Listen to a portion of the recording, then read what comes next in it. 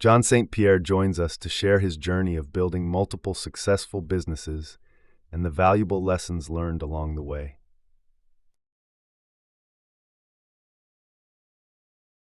Welcome to the Quantum Revenue Expansion Podcast. My name is Ursula La Menches, and I'm a sales expert, strategic business coach, and USA Today best-selling author. I love sharing strategies that show you exactly how to turn your annual revenue into your monthly revenue. If you're looking to take a quantum leap in your revenue or sales, your team, your productivity, your success, and your life, then you are meant to be here.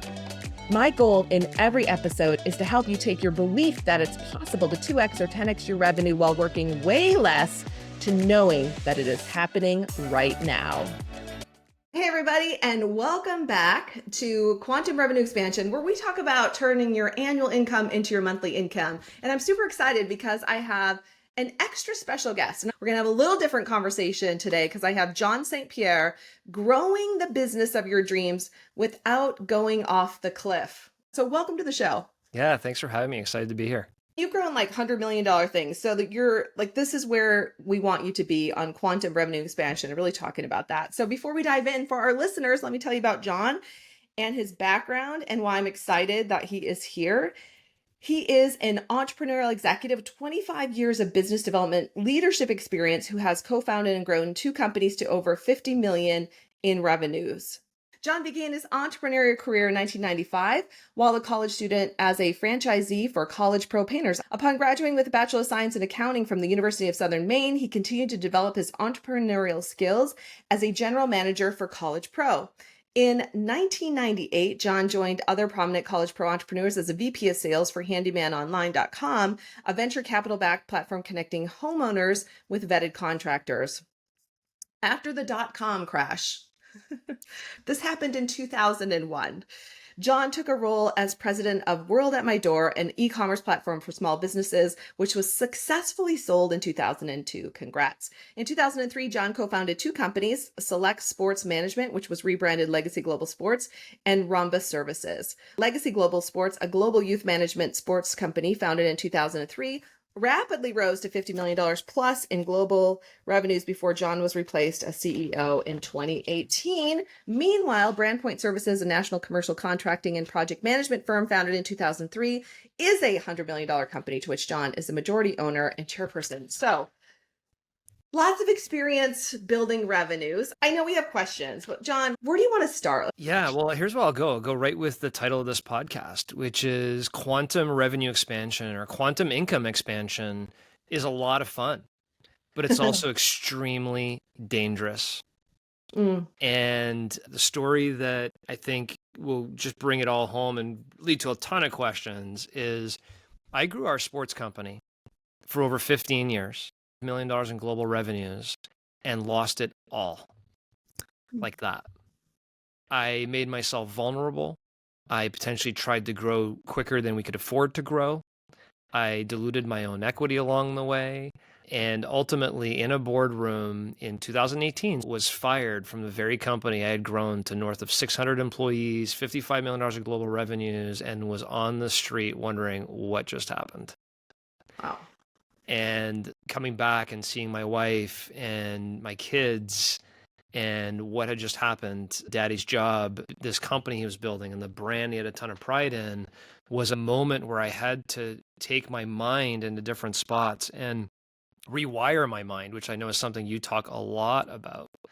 I had to rewire everything that I had known. It was my identity. It was everything that I had. How was I going to pick myself back up and get back on the horse and get back to where I really wanted to be? Yeah. Wow. That's a lot to unpack. Do you know human design at all? Are you familiar Not with human? specifically, no. Okay. I'm curious about your human design now, because that's a lot. Like, you did a lot in a short amount of time, and you're probably a manifesting generator. You might have to go check that later. So like, just extreme growth, you see the vision, you move fast, like you're just going to make it happen at any cost. And yet, in the back, it's still worth the risk. So there's this piece, and I'm summarizing it in a way that's terrible. I don't mean to take away what that journey must have been like. And I don't think we go through things without learning some valuable lessons, without a purpose. I've asked myself a lot over the years, like, why are we on planet Earth? What is this all about? And I haven't had, knock on wood, half the tragedies that I know people in the world have had. I've lived a pretty blessed life in many ways, right? And so, but I also understand when something becomes your identity. So when you started to get distance from that, like what were the things that were coming up? And like I have to ask this, was there any part of you that was a little bit relieved to be out from under that? Yeah, well, I'll start there. No, No, I okay. was not relieved. I was embarrassed. Mm, I was pissed. I was scared. I was lost. Those combined, right? yeah. Something you grow for 15 years and walk away with nothing of what you had built. And it's something I was so prideful of. The best culture I'd ever been a part of, the brand, people, my best friends were in that business. I mean, everything that was there was me. Yeah. And in the aftermath of trying to pick myself back up, you know, I'm waking up in the morning and I don't have an email inbox because I used my companies for 15 years. I didn't have anything on my calendar, which used to be packed with things. I had nothing. Mm-hmm. And spent a lot of time walking my dog, wondering what is going on and what am I going to do now? And there were moments, Ursula, of just perspective. I'm Sure. healthy. I got a great family. My kids are healthy. We live in a nice area. This is not the end of the world. There are people, to your point, that have had a lot worse things happening today or yesterday than me. And so be grateful for what you have. Yeah. And then there were moments of, okay, now what? Who am I now? And how did this happen? How did I get myself in this position? So the introspection starts coming in. I'm a very introspective person. So it's kind of like, where did I go wrong? What should I have done differently? If I had to do this over again, what would I have done? And actually, who am I and what do I want to do? And you mentioned purpose. And my purpose was growing my company as big as I could, getting to that growth as fast as I could, because I felt if I did that, everything else would fall into place. And one Hmm. of the big aha moments for me was this idea that I really didn't have a life plan for myself. Hmm. I was going through life and I was enjoying it and I was growing my business and enjoying it, but my life plan and my business plan weren't connected. I had a Hmm. business plan on exactly what I wanted to go do in business, but it was disconnected from what I really wanted in my life. And I think that got me off the rails a little bit. And so I really started with, okay, what do I really want? The next 30 years of my life, what do I really want? If I want to be in 30 years, where do I got to be in 10 years? Where do I got to be in 3 years? Where do I got to be in 1 year? If that's where I want to go in my life, how do I now align my business interests to that? And maybe the next time do things a little bit differently. Yeah. So I want to take a little bit of a step back. Um, I mean, you build like this is for every CEO out there who's building a company and who has partners, maybe who has a board, like their warning bells are going off right now. Yeah. What do you mean someone can just take your company away? Were there legal pieces that could have been put in place? Like what? Like how is that possible? Sure. And like did you get anything when you left? Did they pay you to leave? Like how does that even this was your company. Like I'm mad for you now. I Yeah, got to you sell should this be. house. You Every should CEO be. is yelling right now. They're throwing things Well, because it's the first time we've heard of this, right? But how so does it happen? yeah, okay. Fast forward and come all the way back. The end result of this was the best lesson I could have ever had in my life. Okay. And as painful as it was introspectively figuring out what I did wrong. I crystallized what I did wrong. I brought those lessons to another company that I was an owner in and helped that company grow to 100 million the right way. And that validated my hypotheses, if you will, of all the learnings that I had. And I ultimately wrote a book called The $100 Million Journey, Your Guide to Building the Business of Your Dreams Without Falling Off the Cliff, like I did. And the point of Right. the book was for all the CEOs you just talked about that are maybe listening to this going, oh my gosh, how did you not protect yourself? How did you not do this? How did you not do that? Well, in the book, I not only tell the story of exactly what happened, but I talk about the 7 principles of entrepreneurial success that I violated. Ah, okay. And doing it again, how I would make sure that no company or any business I'm involved with or any business I coach or anything they're going to abide by these 7 principles of entrepreneurial success because they're that critical to success, especially if you want quantum growth for yourself and the business. And so maybe a good idea is I'll walk you through the principles, because that may give you another layer of, okay, let's dive into that. But these principles will explain to you how what happened. But the answer is I walked away with nothing but a lawsuit, and it turned into a big fat zero for me in that particular experience after 15 years. All right. I want to hear the 7. Let's do it. Okay. Principle 1 is protect and grow your equity at all costs. I had started this business with a couple of partners because I felt like, hey, imposter syndrome, I can't do this by myself. Let's bring on some partners. Let's give some equity. Let's be a third. 33% owner of this business. The day I got fired, I owned 8%. I completely lost control of the governance of the business because I felt raising capital to grow this company would be a lot smarter than Principle 2.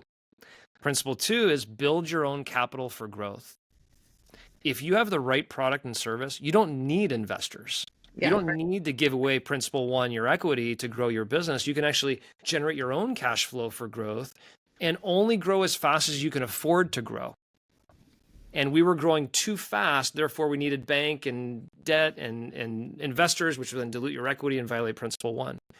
Principle 3 is reinvest smartly.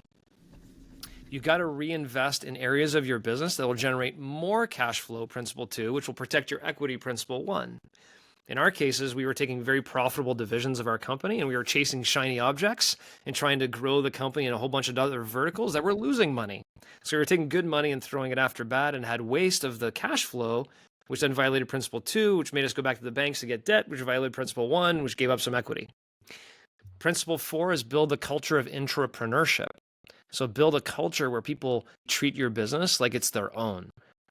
Where they have the authority and freedom to run and grow your business so that you don't have to be in every part of your business. So it can grow faster.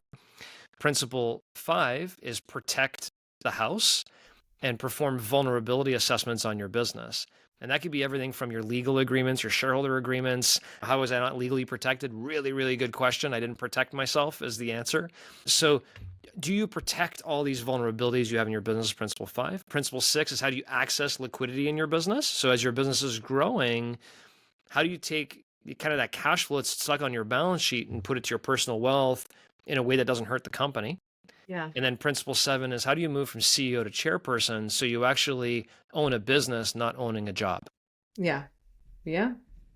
Wow. So what you're saying is, I mean, all the things you learned. So these are all the things that didn't happen in round 1, but you were saying round 2, you went and helped someone else. You got to be a partner in another company, and then you got to practice these pieces. So I am still the majority owner of BrandPoint Services, national construction contracting business. That's right. That is over $100 million in revenues and fantastic team growing. It has a CEO, president, chief operating officer, running that company today. And I'm investing in other business interests now to continue to help them grow the right way. Tell me about that. Tell us about that company. What do you do? What do they do? I know it's in construction. Tell me more.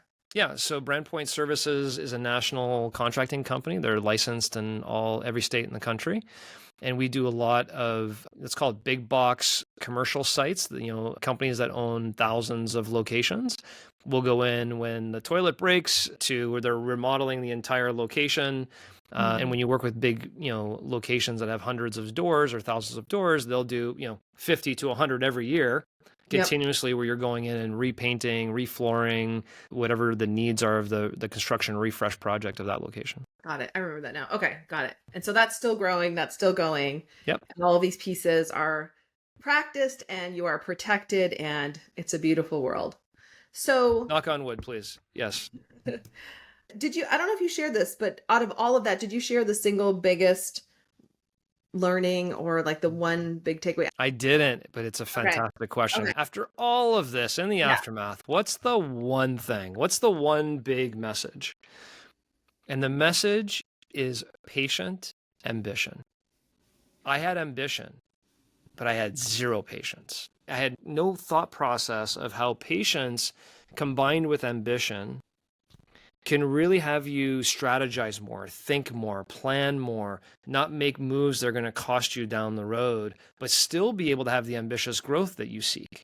Yeah. And see, in the aftermath of this, my question was, well, maybe I should just have a $5 million company or a $1 million company or a $10 million company. You can do really well at that. You can make great earning, great living, great income at that as well. But growth wasn't the problem. Ambition wasn't the problem. It was having the patience to realize that we're in a long journey. There's no rush. I wanted to grow our company to 100 million in 5 years. Why? It just sounded cool and fun and aggressive and ambitious.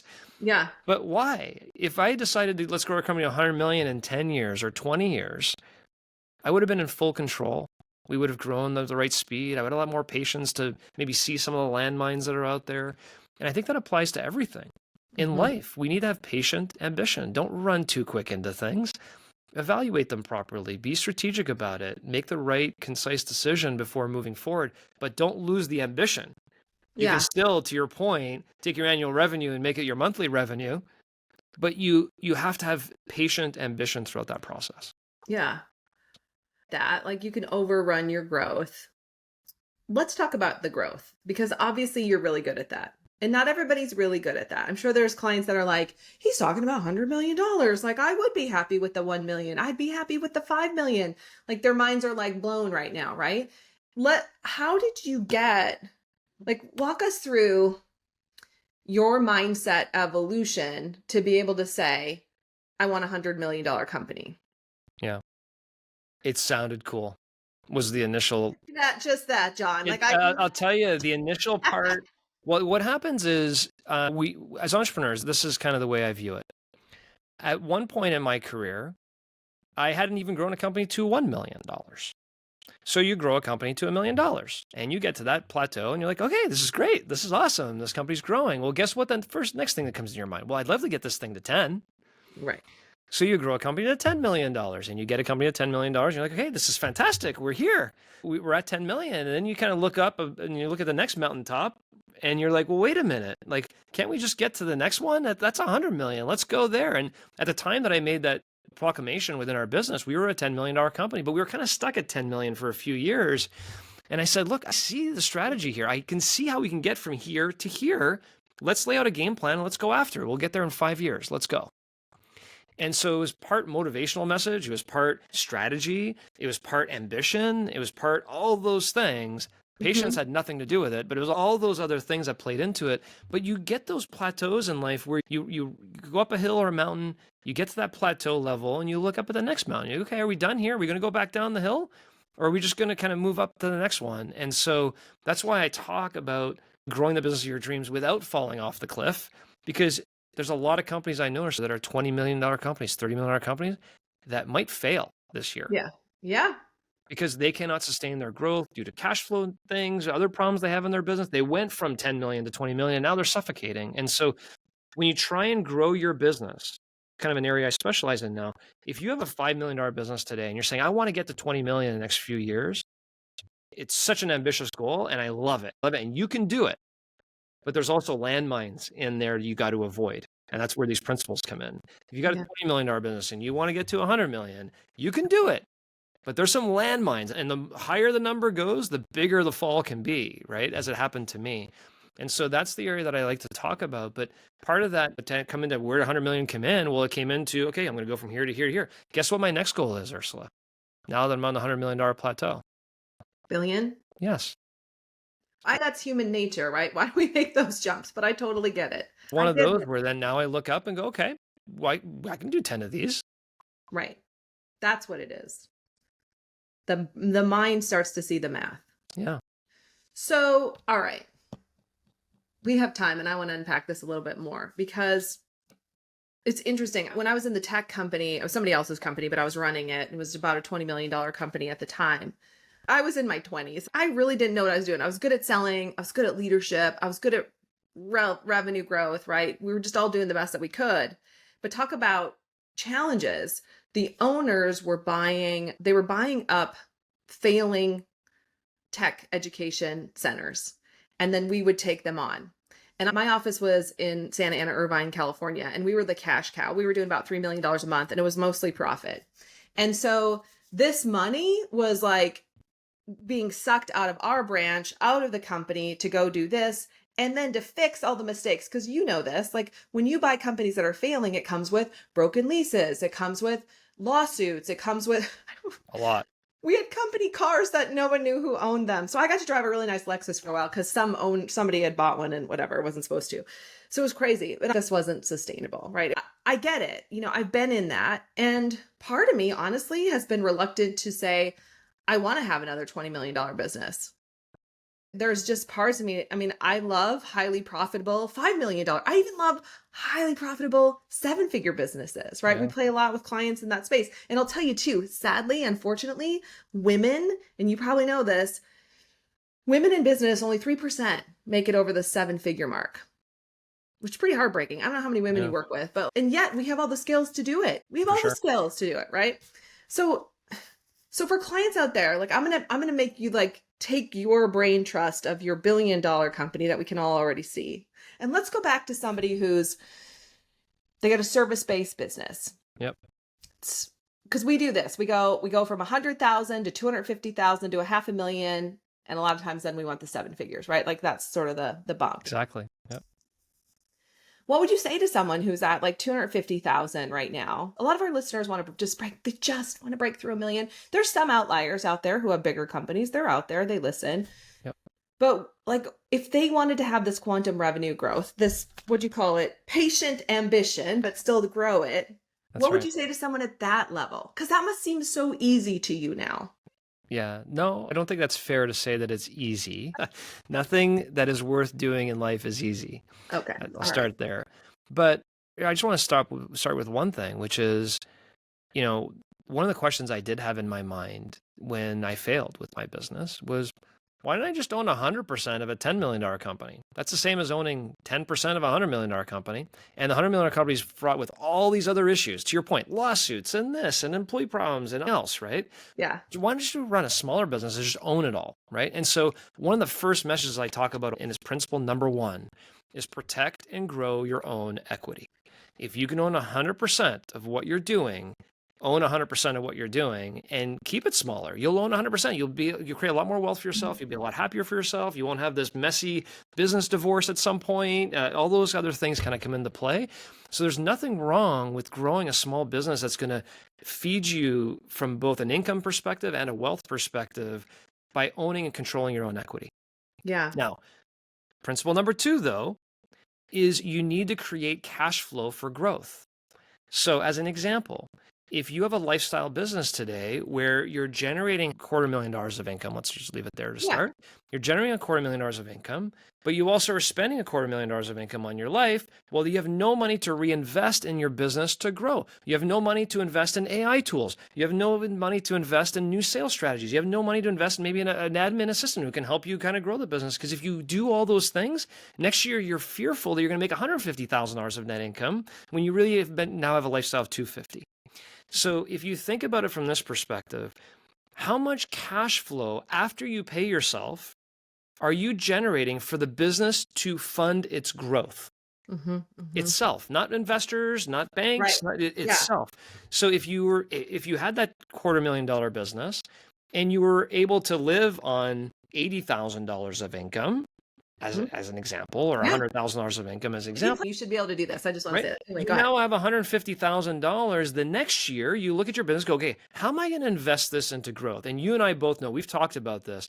I'm playing around with AI agents right now. They're automating so many different things and doing so many different things in my businesses. To be able to hire somebody to do the menial tasks that you have so you can go get more sales for your business. That's how you go from $250,000 to $500,000 within a couple of years.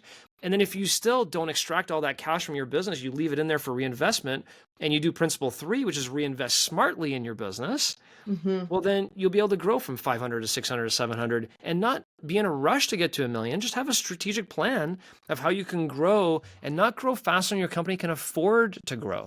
Grow at the pace your company can fund its growth.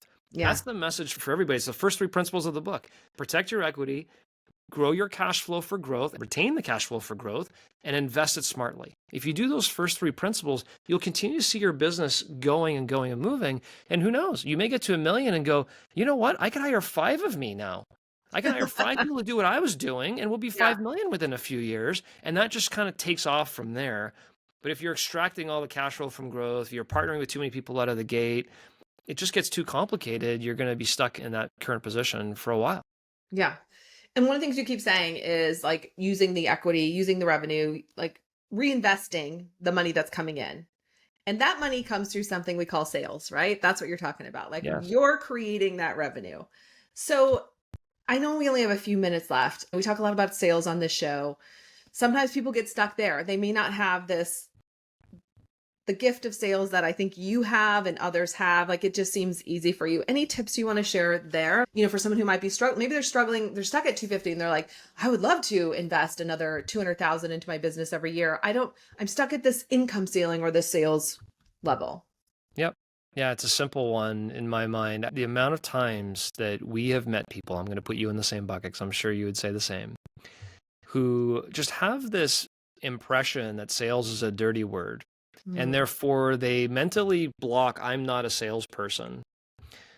But then you just ask them to tell them about what they do and how much they believe in what they do. And they start talking like they're the best salesperson in the world. Right. And in my mind, if you believe in what you're doing, you believe that you're helping people with your products or services, if you truly, truly believe that, and you're not telling more people about it, well, shame on you. That's the way I view it. And I've had a few people recently in my life who would proclaim to you they are not a salesperson. Right. Right. But in a couple of examples, they saw a need for what we were doing to help businesses and help people and entrepreneurs that maybe are trying to grow their business and maybe getting too far to their skis. And they said something and they proclaimed something and we changed a couple of lives. And my response back to them was, I know you don't want to hear this, but when you believe in something, you're the best darn salesperson that exists out there because you just speak from an area of passion and conviction of what you're doing. And so if you have that view of conviction of what you do can really help people, then shame on you if you're not telling more people that need it. Yeah. Yeah. You're right. I forget all these gems, though. We don't talk about them every day. And that, like what you just shared for our listeners, I'd go back and listen to that. And probably that's going to be, we do quotes at the end. Trisha's going to create some of your quotes. And I'm guessing that might be one of the quotes that come out because it's so true. Like we talk about sometimes for a lot of our companies, like you're the answer to somebody's prayers. You're doing a disservice by not talking about what you do. And sometimes it's easy to say, and you mentioned it earlier, like imposter syndrome and other things can, come up and then we can get in our own way and there's all of that. And that's why we need coaches, right? Because you're 95% more likely to achieve your goals, according to the International Coaches Federation, by having a coach, which is a perfect segue into, it's one of the things you do these days. So segue into that. Tell us, John, about the clients you work with, how they might be able to work with you, where in the heck to get your book. Yeah. And I know you have something else for free. Yeah, absolutely. So I would encourage people to go get the book, The $100 Million Journey. I apologize for not reading it ahead of time. I don't have an excuse. I'm just sorry. And I'm going to get the book and I can't wait to read it. Absolutely. And for those who think, well, I'm not near 100 million, so this book doesn't apply to me, think again. This is the book about how you grow a business potentially the right way or the wrong way is what the book's really about. And it talks about the failures and the learnings and all those kinds of things. And I do have, to your point, a free workbook on my website, 100M as in million, 100mjourney.com, where there is actually a workbook that goes along with this for the 7 principles with actually financial worksheets on what, numbers and how you reinvest for growth and how you can fund your own growth and all those kinds of things. So I'd encourage people to go get that book. And also on top of that, if you read the book, get the workbook and want to have a 30-minute free consultation with me, I'll talk with anybody. The reason why I'm here, Ursula, is as I'm preaching the gospel now, right? I'm like, I don't want anybody to go through what I went through. So that's my mission. That 30-year life plan, I want to help entrepreneurs build the business of their dreams without ever having to go through what I had to go through. That's kind of my mission and calling. And so I do work with entrepreneurs on a one-on-one coaching basis. I do have a mastermind group that I work with entrepreneurs twice a month in those groups. So if I can help in any way, I'm here, I'm available. Please reach out and appreciate the opportunity to talk to you and your audience today. Yeah. Thanks for being here. And for everyone, we'll have this in the show notes, but it's 100mjourney.com, $100 million journey. So 100M journey, we'll have that. Grab that workbook, get John's book. If you feel compelled, spend some time with John. What I love about what you do, John, is that you build, we talk about containers and you have $100 million container that you've stood in. So that's a big deal. So for those clients out there who are, maybe at or 50 million, right? Like they want to make that leap, or they're at 5 million, you want to go to 10 million. Like this is a really good place for them to be. John, final words. Like what do you want to leave everyone with before you wrap up today? I'm going to go back to what we talked about before because it's that important. You need patient ambition. It's not going to happen tomorrow. It's not going to happen next month necessarily. Have long-term dreams and goals. I have a 30-year life plan. Do you, as the audience? You know where you ultimately want to go. And I'm 51. So I have and when you think 30 years out, 30 years. I'm 51. I think about that. Like we're going to be 81. It's a long time from now. And people overestimate what they can do in the short term and they underestimate what they can do in the long. In 30 years, you can do anything. And so if you have a long-term horizon, long-term goals for yourself, all you got to start doing is putting in the blocks, step over step, and you will get that quantum growth you're really looking for. It's just not going to happen tomorrow. You need patient ambition and a long-term plan to go get it. Yeah. Patient ambition, everyone. John St.Pierre, thanks for being here with us today. We appreciate you and we wish you a phenomenal year. To our listeners all over the world, thanks for hanging out with us. If there's anything we can do for you, or if you have a suggestion for a guest or a topic you want me to talk about, email us at contact@ursulainc.co. That's it this week. Have a great week, everybody. Thank you so much for tuning into today's episode. If you loved what you heard, be sure to leave a review on iTunes so I know what you like and can create content that guides you to up-level your business even more. If you want more strategic business tips, follow me on social media. You'll find me on Instagram, Facebook, TikTok, YouTube, and LinkedIn, and you can visit my website at www.ursulainc.co. I love being on this journey with you and can't wait to connect with you on the next episode. In the meantime, make this your most epic month yet.